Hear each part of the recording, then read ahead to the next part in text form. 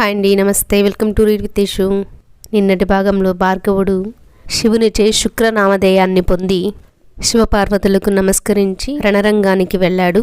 అక్కడ సమరాంగణంలో భార్గవుని శివుడు మృంగిన తదుపరి ప్రమదుల పరాక్రమానికి ఆగలేక అసురుడు ఆపద నొంది పలాయితులైన అంధకుడు మాత్రం అసహాయ శూరుడై విక్రమాన్ని చూపుతూనే ఉన్నాడు. అతని అస్త్రశస్త్రాదుల బలం క్షీణించింది, తూణీరం శూన్యమైంది. అప్పుడొక మాయను పన్నాడు. ఆ మాయా ప్రభావంచే అతని శరీరం నుంచి స్రవించి నేలకు రాలిన ప్రతి రక్తపు బొట్టులోంచి అసంఖ్యాతులైన అంధకులు పుట్టి ప్రమదులను బాధించడం మొదలుపెట్టారు. మాయావులకు మాయావి అగు విష్ణువు అంధకుని మాయను అవగతం చేసుకొని తన మాయా ప్రభావంచే వికృత ముఖం గల శుష్కించిన శక్తి రూపాన్ని ధరించి శంభుని చెవి నుండి పుట్టుకొచ్చాడు.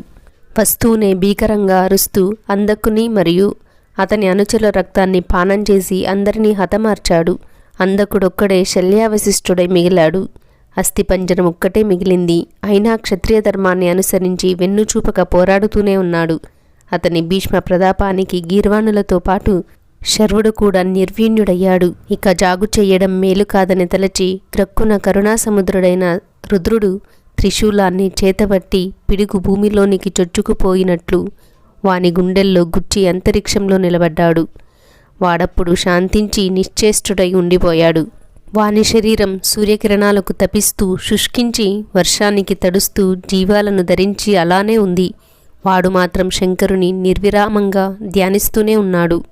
ఉమాపతి ఉదరం నుండి భార్గవుడు బయటపడిన వేళకు అంధకుడలా ధ్యానిస్తూనే ఉన్నాడు. అంధకుని శివస్తుతి.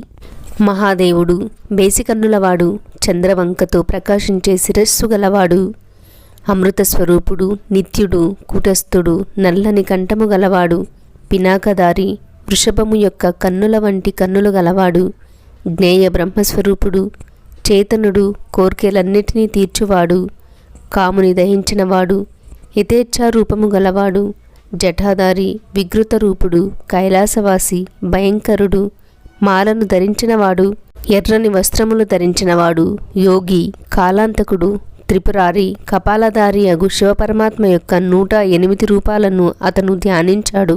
దానికి ప్రీతుడైన శంకరుడు ఇలా అన్నాడు: ఓ రాక్షసరాజా, నీ శమదమాలకు, నియమపాలనకు, శౌర్య ధైర్యాలకు సంతోషించాను. నీవు 3000 సంవత్సరాలు శూలాగ్రం మీద ఉండి ప్రాణాలను ధరించి నన్ను ధ్యానిస్తూనే ఉన్నావు.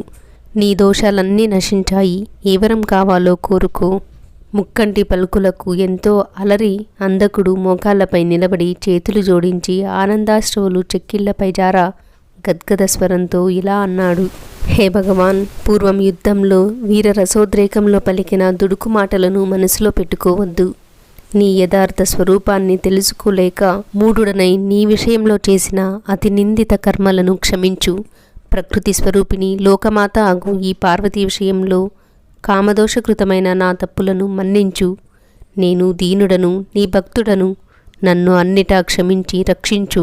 అజ్ఞానాన్ని తొలగించేది, అధర్మాన్ని ధ్వంసం చేసేది, అనర్థాన్ని రూపుమాపేది, దుఃఖాలను శాంతింపచేసేది, ఆశ్రితులపై కృపారసాన్ని వర్షించేది, తనుస్తాపాలను హరించేది, చంద్రసారమైన వెన్నెలకు వెన్నెలైనది, దీనులకు దిక్కైనది అగు ఈ హిమగిరి రాజనందిని సుందర మందహాస వదనారవింద నిర్గత కరుణారసపూరిత శుభదృక్కులు నాపై నిరంతరము ప్రసరించుగాక.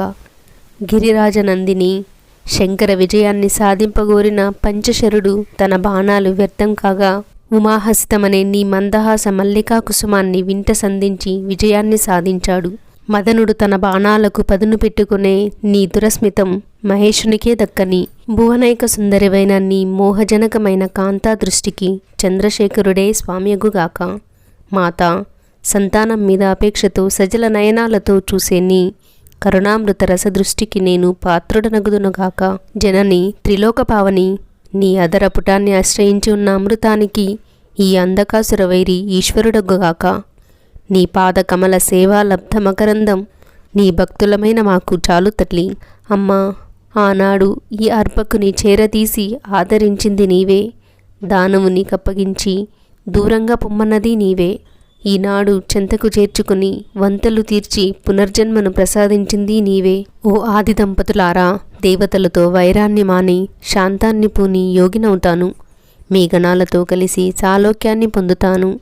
దానవ స్వభావం నుండి విముక్తిని కల్పించండి. ఈ విధంగా అంధకుడు పలికి మిన్నకున్నాడు. పరమేశ్వరుడు అతనిపై ప్రసన్న దృక్కులను ప్రసరించగా పార్వతీ చెంతకు చేరదీసి కరకమలాలతో శిరస్సును నిమిరింది. అంధకుడు గణాధ్యక్షుడయ్యాడు. మునులారా, శివుని ఉదరంలో ఉండి శుక్రుడు జపించిన శివమంత్రాన్ని, ఇందులో చెప్పిన దానిని ఎవరైతే భక్తి శ్రద్ధలతో చదువుతారో వింటారో వారికి నిశ్చయంగా మృత్యుభయం తొలగి కోరికలన్నీ ఈడేరుతాయి. ఇంతటితో అంధకాసుర వృత్తాంతం అయిపోయిందండి. సర్వం ఉమామహేశ్వర పాదార్పణం.